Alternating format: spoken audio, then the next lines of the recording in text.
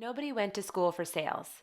Each of us has our own journey, a journey that ultimately reveals the two opposing forces: the art versus science, the relationships versus the metrics, selling versus sales. What side are you on? This is the Love Selling, Hate Sales podcast. All right, everybody, welcome to the Love Selling, Hate Sales podcast. I'm Josh Wagner. I'm joined today by Jim Naro. He is a sales management and talent consultant. He is here to talk to us about all of the great things that go into selling and sales successfully. Jim, welcome to the show. Really excited to have you today. Hey, thanks for having me, Josh. So Jim and I got connected on LinkedIn as a lot of these conversations get started, and we're going to just jump right into it here. So the topic at hand is scripting in sales. And there was a post that both Jim and I engaged with that was about using scripts and not using scripts. And as you can imagine, there's all sorts of dialogue on that post about what's good and what's bad. And I know, Jim, something struck a chord for you on that. So let's just open up with that and talk about scripting in sales a little bit. Yeah, Josh, I kind of smiled a little bit when the author of the post had proclaimed that they spent 18 months using scripts and they weren't successful. So then they started to have conversations. And, as I mentioned in the post, it kind of belies the value of scripts in terms of knowledge transfer and developing skills. So, what was the person doing in those 18 months? Well, they were probably learning something, and I just mentioned It was like, getting off the ground with the rocket fuel, and then you jettison part of the rocket and you're in your capsule. You forget about the fact that the rocket fuel got you into orbit. So, that's why I reacted to the post. And being someone in sales, selling, sales training, and then also coaching students in our sales program at Southern New Hampshire University, I see the value in scripting in terms of knowledge transfer. So that was kind of my reaction. Yeah, and I think that when you think about, sales in general, and you start to get into scale in larger organizations, I'm with a small consulting firm. It's a small sales organization. There's not that huge volume of people that constantly need to be on board and trained and have that knowledge transfer. So it's not as big of a game. But when you start to talk about large selling organizations and the big SaaS companies and things like that, that has to happen at scale. So how do you start to reconcile that transition from this is what you need to know in whether it's a script format or a product knowledge format or whatever into this is how you actually have a dialogue with somebody? What does that look like? Yeah, so I would kind of put in a couple layers above that. So in your own business, I think there are three things that typically happen is you do build, three components to what I call building fluency. You learn about the markets that you sell to, you learn about the people you sell to, the personas, or whatever you want to call it. If you're a consultant, it's really you and as a product or offering. But in larger companies, it's the products, which could be multiple products. And then how customers use them to, solve problems or satisfy needs or whatever. And then there's a specific selling skill. So to me, those are the three main areas where there's interplay and where scripting can be helpful in knowledge transfer. And also to connect all three of those together. And the way we like to put it is in a large organization, how do you capture, and in fact, the end result is the conversation.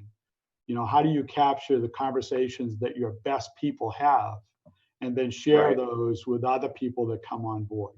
The other thing, and we're not going to really talk about it, but it's also a great feedback loop for marketing. They may have some messaging, salespeople try it out, and then they can give them feedback. That messaging worked or it didn't work or whatever. So the other thing I would add on top of that is the transfer of knowledge and building the skills and the fluency, but also, and I mentioned to you, people always say sales and they present it as a monolith. It really depends on, where you are in the sales cycle. Are you generating interest, or are you handling inbound, or are you moving people through the process? Are you presenting to a larger team when they're making a final decision? Are you preparing for negotiation? So what you also find as you scale is to then develop processes and then understand what are going to be the most effective conversations throughout the processes. So I think that's where you start to get the scale. And the better you can prepare people to have those conversations, using scripts, at least initially, to capture the best Right. conversations and then pass those on, I think the more effective you're going to be. So that's kind of the general idea. Does that make sense? It does, and it's super interesting to me that you started with audience building.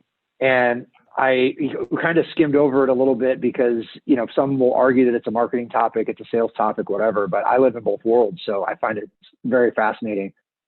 It seems to me that a lot of organizations aren't doing their diligence in audience building and really understanding in depth what that means. When I ask people about ideal account profiles or customer profiles or personas or whatnot, they typically come back with, we understand we sell to these verticals and to these titles. And that's where it stops. Right. What's the miss? Like, what can companies be doing to better build audiences so that sales can sell more intelligently? Well, I think the other reality is a lot of that is dynamic. I think there's also a lot of onus on the salespeople. Like when I present sales training, I think I do the pre-work that a salesperson should do. And that is, who am I going to be calling, right? So if I'm prospecting and I'm going to generate interest, who am I going to be calling? But I need to do my due diligence at that moment in time is what's going on in that industry. And for that job title, what are the challenges that they're having? You hear people talk about trigger events, for example. But the reality is it's usually 2 or 3 things that everybody's grappling with for a particular job title in a particular industry. So I always like to start there and try to approach the conversation as to if it's a problem, what are the issues or barriers to them solving that? Or if there's something they want to do, and we always try to start more positively, what are they hoping to accomplish? And then again, what are the barriers to doing that? And then in any industry, you can typically find there's 2 or 3 things that are barriers or challenges, and then build your conversation around that. Is that? Got it. I'm not sure if I got the question right, but does that answer some of it? No, it certainly helps. And I think that it brings up an interesting tangent, I guess, which is we're talking about the common barriers within an industry, or, you're doing your pre-work to understand who you're speaking with and trying to dive into their world. But it seems to me that a lot of times there's just opportunities to have business level conversations, and the people selling aren't equipped to do that. If it doesn't live in their world, they're not able to do it. Yeah. And I feel like that's where there's a lot of quality opportunity for quality conversations that's just missed. Yeah, I would have to agree. And I think another challenge, I know when I was a sales manager, I would look for people that had MBAs. So they understood business, and you got to go a little deeper too. I think and what I've learned over time is, I've worked with customers that sell to HR, that sell to finance, that sell to the sales organization, the CFO. So ultimately, you build a level of fluency around all of the different job functions. And I think that's a challenge for marketing and the whole idea of personas. I think as a good salesperson, you personally need to build up your own understanding about business in general. And if say you're SMB, build up expertise around SMB. If it's Fortune 500, build up expertise around Fortune 500. Because the reality is those businesses operate a little bit differently. How you gain access to people in those organizations. Yep. So I believe, and again, as I mentioned, understanding your market is very important, and understanding who your buyers are in business. And I think if you don't understand basic business principles, it's going to be tough to have, to your point, those conversations. Right? Yeah, I agree. And one of the things that I've found that resonates with anyone, whether it's a C-level at a Fortune 500 or a small business owner, is going into a conversation, understanding at a high level how they make money. There you go. And then being able to translate that to a customer you have, a competitor, whatever it may be, because then you can start to riff off of that and you can validate assumptions.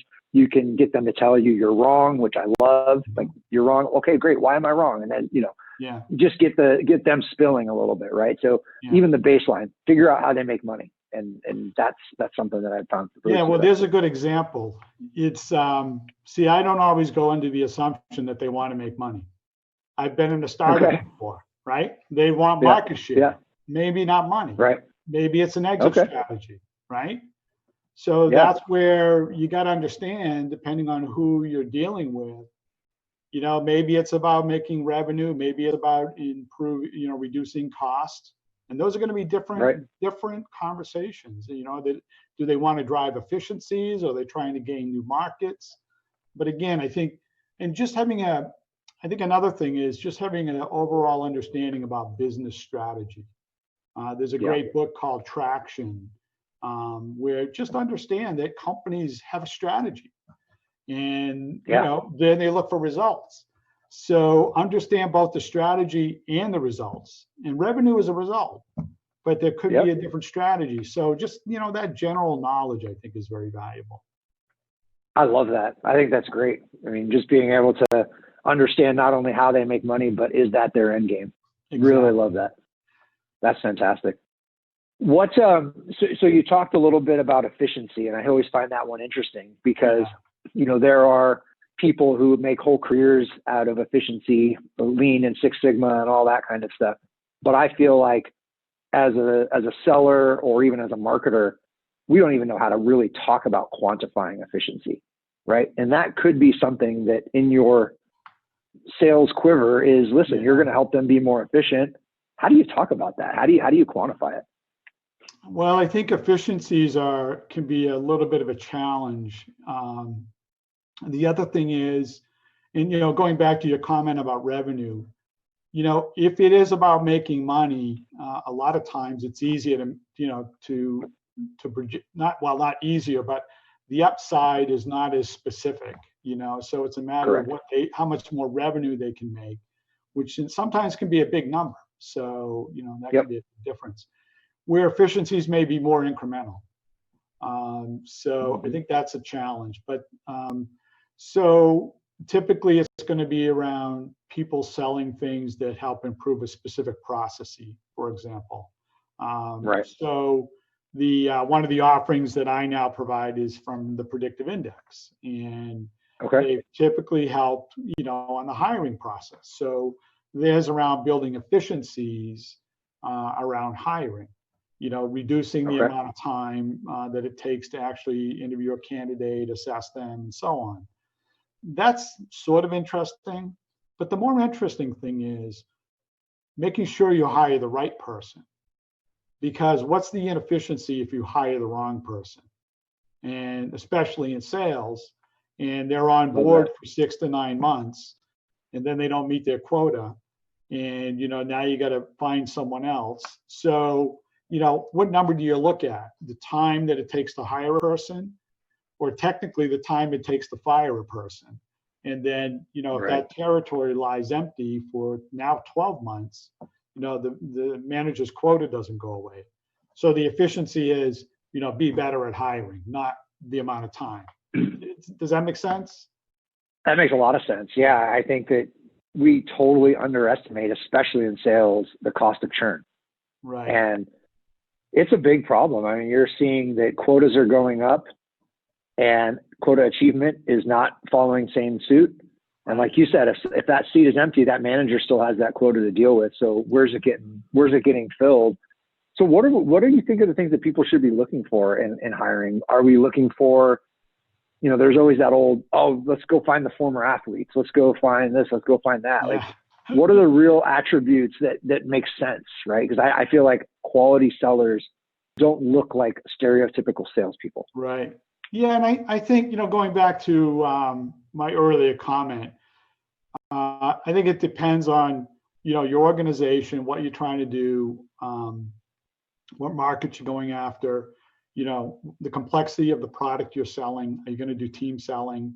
But to make it simpler, I think that if you're in a more complex environment, like I sell to, I would sell, I support customers that have more complex offerings. So they may have more team selling. They may have someone doing outbound, and then someone who takes those outbound leads that are qualified now, and then they bring them through the sales process. And it's interesting.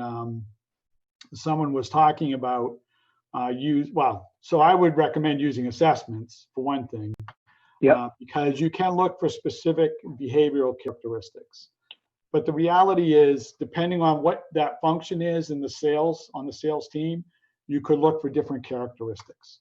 So for example, if I want someone pounding the phones doing outbound, I'm going to look for someone who's more, what I would say, proactive, but they're probably also going to be more transactional, and, a little less patience. They're going to want to, talk to a lot of people. So those are the people I want pounding the phone. They want to meet new people every day, and they want to talk to new people. A lot of, social skills, do a lot of networking. So that's the kind of person I might look for that role. And in fact, in the story of sales, Neil Rackham talks about people who have a lot of enthusiasm, can handle those transactions. But the more complex sale, you want someone with more patience. A little bit different. So maybe a little more responsive, willing to now talk to multiple people in an organization. We'll spend time, with that company, multiple sales calls, getting to know them. And this is very important because you hear about, customer relationship management. Those are the people that are going to start to build the relationship with the customer. So it's just a little bit different profile. And there are some other things that both will have in common, but they're going to be more responsive, where the outbound is going to be more reactive. And then you have people that would own accounts over a longer period of time, and that could be yet another group of people who now are more focused on processes, learning more about that company, a lot of detailed work, following process and rules and so on. But if they're supporting a very large client, that may be very important to do. So the answer is, it depends. Well, and there's a lot of interesting stuff in there. So one thing that really struck a chord is you mentioned just that concept of outbound versus the building of relationships and the time it takes to work a complex deal cycle, right? Yeah.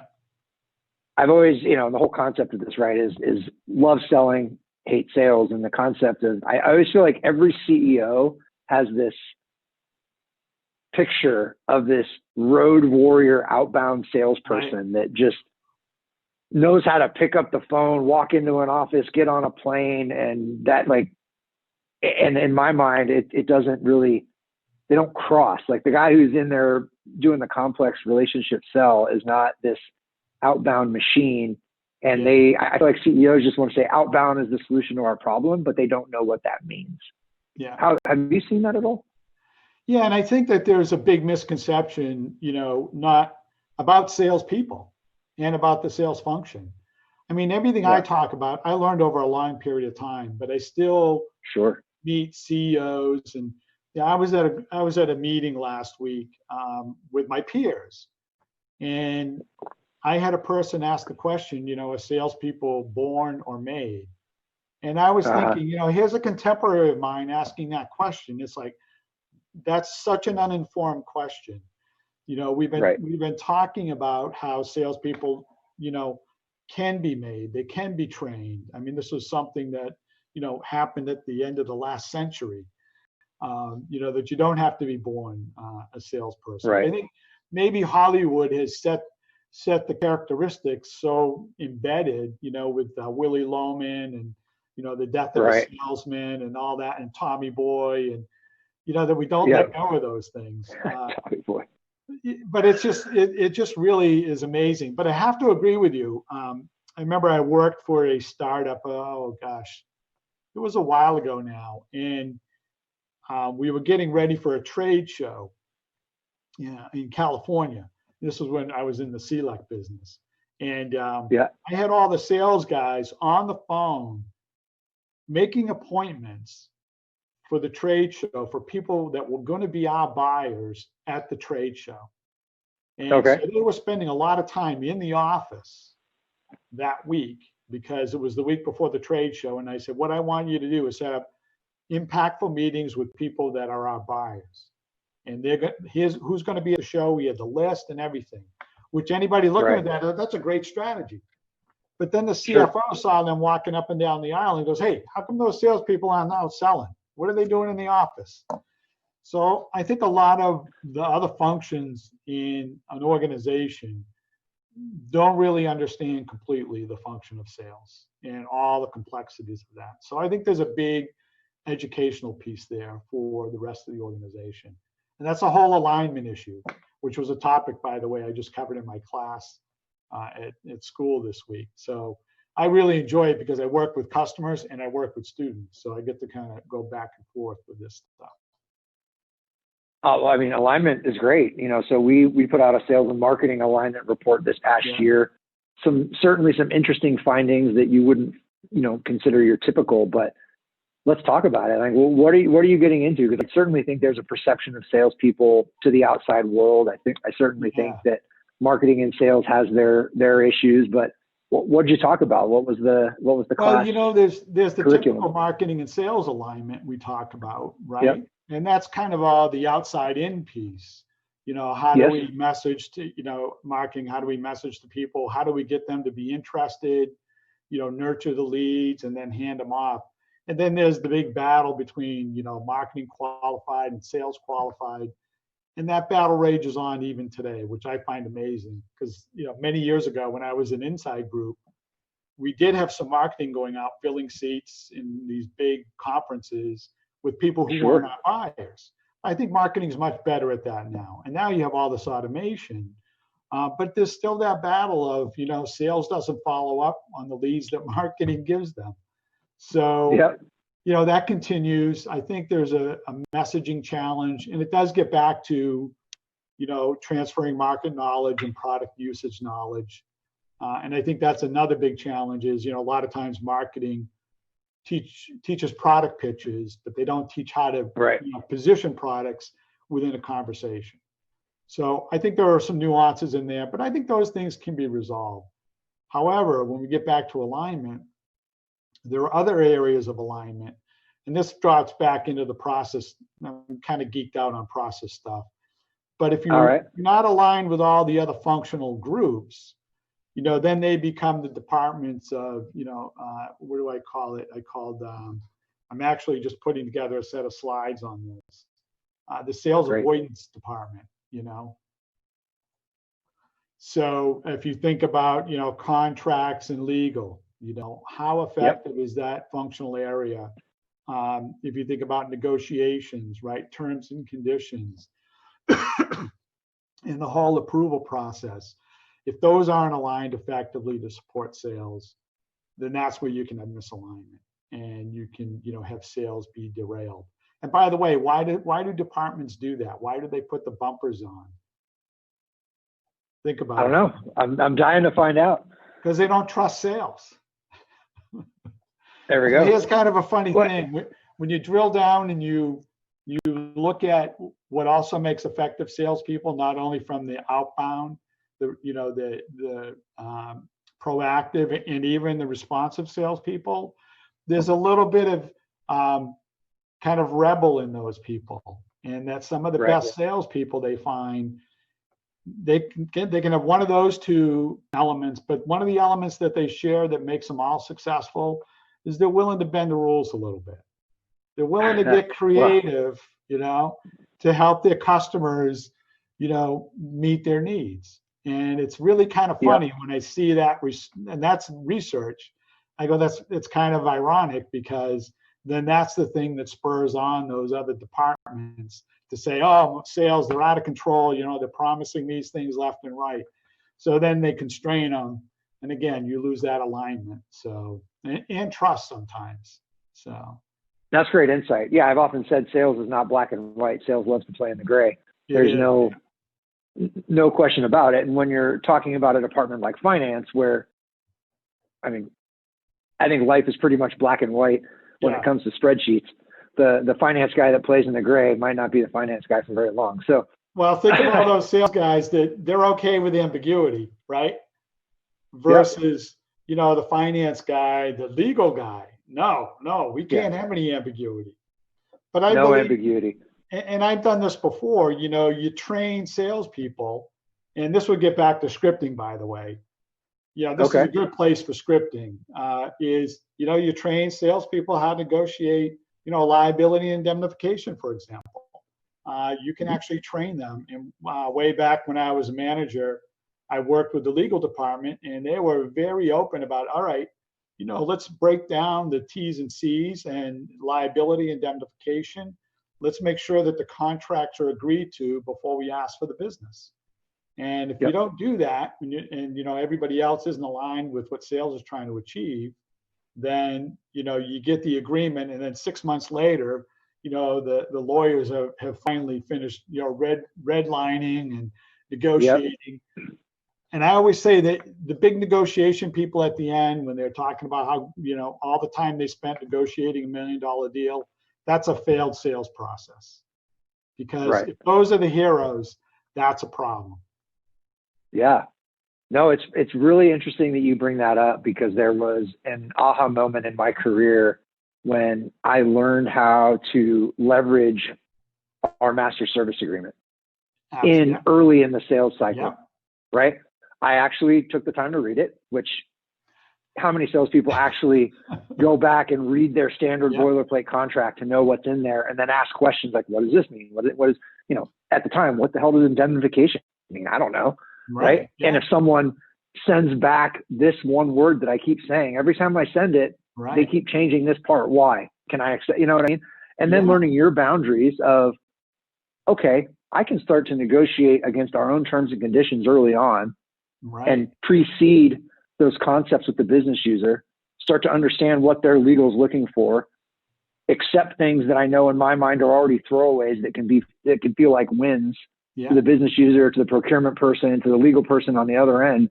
You can start to set that stage so at the end, it doesn't become this big, like you said, red line back and forth that takes months. Now you know where you can plant the seeds for wins that make them feel good, where you can concede, and it starts to become this just game of kind of a sponge, right? What can you take in? What can you squeeze out? I love that.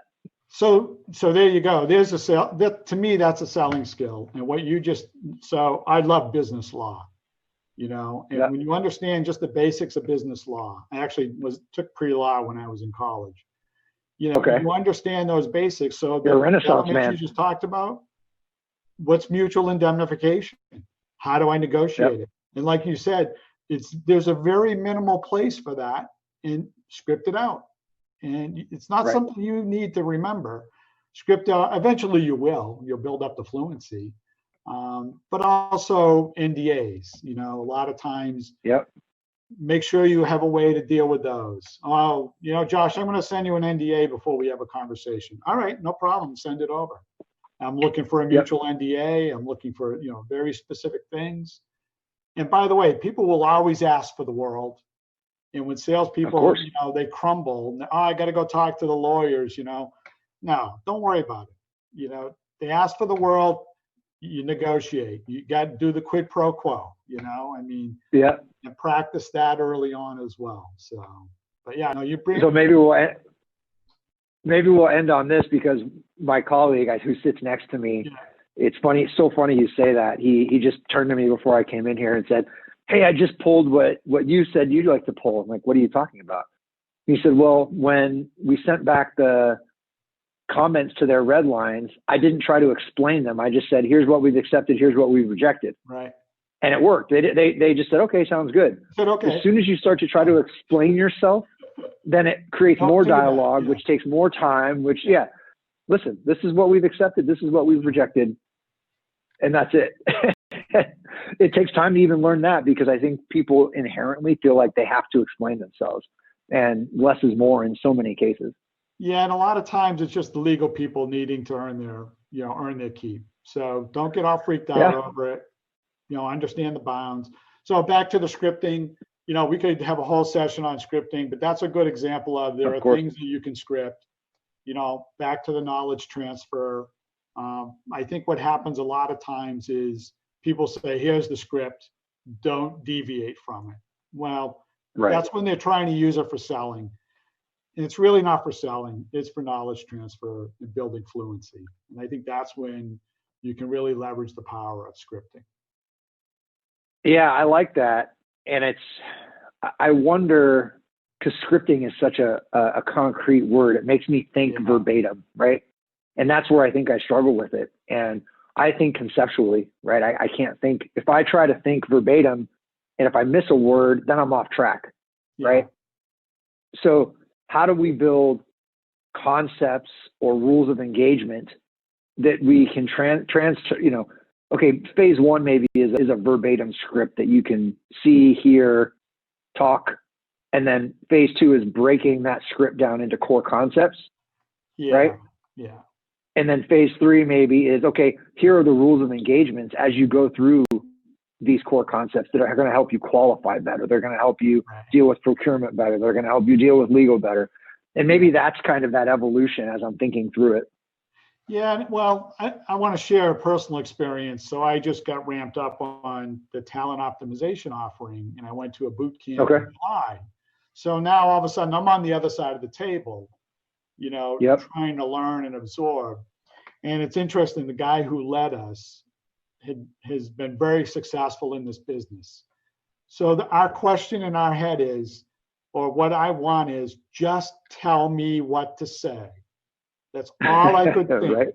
And so what he did was he stood in front of the room and he said to us, this is what you say. And he did it maybe 5 or 6 times. And I frantically wrote down my notes, wrote them down. The next time he did it, I made sure I caught everything. I went to my room, I practiced it, and then we had to role play it, right? Okay. And by that time just by writing it down, I had learned it. All right. Sure. So this was really instrumental for me because I teach by giving people the words written down or by having them write them themselves after direction. Sure. So here he was dictating to me. I was taking it down, killed the role play. And to this day, I remember exactly how to execute that part of the sales call. At the end of the session, they hand out the script. And I'm like, and then it dawned on me, no, don't give me the script before, because then it would have just been a script and I would have never really learned it or understood it. But because I was so motivated, and I think that's what it's got to be. People got to say, whatever you tell me, that has to lead to success. This is what's going to make me successful. So. Well, and he put multiple senses in it. It's great, right? It was audible. It was tactile. You had to write it down. And then you got to read it later after you had already gone through that whole process. That's brilliant. Yeah, I love it. And they gave us the script. I've never looked at it. Amazing. But I've looked at my notes. And you feel better. Yeah. Yeah. That's great. So. Well, Jim, listen, it's been awesome to have you. Just give us a quick, where do we find you? Do we find you online? Do we listen to you somewhere? Where can everybody learn about you? Yeah, connect with me on LinkedIn, Jim Naro. The Naro Group. I also have a website. Naro Group. So probably going to be redoing that now that I have the talent optimization offering. Very excited about that because now I link strategy to all the stuff we're talking about, and it's really exciting. And the people side, which I really like as well. Well, you're in sales. Of course you love the people side, right? All right, Jim, really appreciate your insight. Go to the Naro Group. Let's give Jim as much love as we possibly can, and we will talk soon. Thank you very much, Josh. It was a pleasure.